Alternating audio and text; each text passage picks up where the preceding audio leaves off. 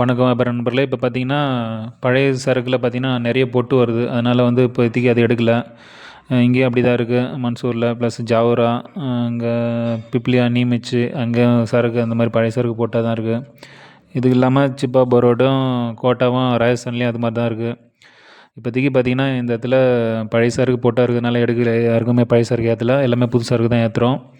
இது பார்த்தீங்கன்னா, ஒரு 70% காய்ச்சலும் இருக்கு. 90% காய்ச்சலும் இருக்கு. இது புது சரக்குல என்ன ப்ராப்ளம்னா, நம்ம உடனே லாரியில் ஏற்றி ஆகணும். அதாவது இன்றைக்கி ஏலத்தில் எடுத்தோம்னா, பேக் பண்ணி கிரேடு பிரித்து உடனே லாரியில் ஏற்றினா மட்டும்தான் இது வந்து கரெக்டான டைமுக்கு போகும். வெயிட் லாஸ் ஆகுது, எல்லாமே பார்த்திங்கன்னா அனுகூலமாக இருக்கும். அதனால் புது சரக்கு எடுத்திங்கன்னா டக்குன்னு வந்து எடுத்து பாருங்கள். அதை வச்சு ஒரு நாள் 2 நாள் இங்கேயே வெயிட் லாஸ் ஆகிட்டு இல்லை வேறு எதனா ப்ராப்ளம்னா வந்து விற்கிறது கஷ்டமாக இருக்கும். ஸோ யாராக இருந்தாலும் புது சரக்கு ஏற்ற மாதிரி அந்த இது சுச்சுவேஷன் அமைச்சுங்க. இது இல்லாமல் உங்களுக்கு புது சரக்கில் வெயிட் லாஸ் வந்து கம்பல்சரி 3 கிலோ ஆகுது. இங்கேருந்து தமிழ்நாட்டு போகிறதுக்குள்ளே 3 கிலோ ஆகிடும். அதே மாதிரி நீங்கள் அங்கே வெயிட்டு வந்து அதையோட சேர்த்து தான் நீங்கள் வந்து ப்ரைஸ் வந்து நிர்ணயிக்கணும். மண்டிக்காரும் சரி, நீங்கள் விற்கிறவங்க அப்படின்னு கை மாற்றினாலும் சரி.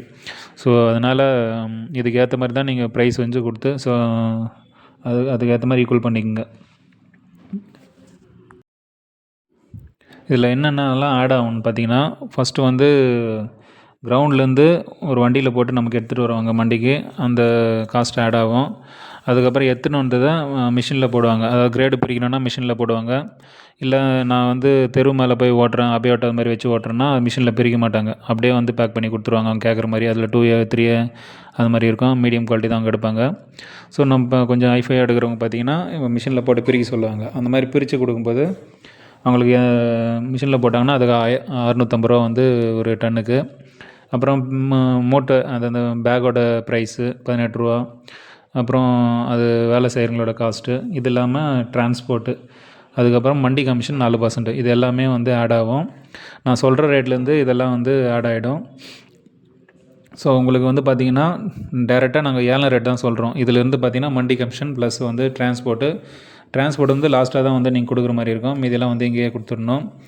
இது இல்லாமல் பழைய மால் மாதிரி இப்போ உடனே எல்லாம் நம்மளால் ஆர்டர் எடுத்து அன்றைக்கே ஏற்ற முடியாது. ஸோ டிரான்ஸ்போர்ட் செட்டிங் இருந்தால் தான் இதை ஏற்ற முடியுமே. டிரான்ஸ்போர்ட் செட்டிங் இல்லாமல் ஏற்றிட்டிங்கன்னா முடிஞ்சு போச்சு. ஸோ ஃபஸ்ட்டு நம்ம அந்த புது மால்ன்றது டிரான்ஸ்போர்ட்டு லாரி இருந்தால் மட்டும்தான் அன்றைக்கி அந்த லைனில் லாரி வந்து போகுதுன்னா லோடு எடுத்து பேக் பண்ணி கொடுப்போம். அப்படி சப்போஸ் இல்லைன்னா நம்ம கண்டிப்பாக எடுக்கவே மாட்டோம். இன்னும் 20 நாள் வரைக்கும் வந்து இப்படி தான் இங்கே டிரான்ஸ்போர்ட் செட்டிங் இருந்தால் தான் எடுப்பாங்க. ஸோ எல்லா ஏஜென்ட்டும் இதை தான் சொல்கிறாங்க. இப்போ புது மாலாம் பார்த்திங்கன்னா 90% காய்ச்சல் வருது. 70% காய்ச்சலோட 90% காய்ச்சல் ஒரு 5 ரூபா எக்ஸ்ட்ரா இருக்குது.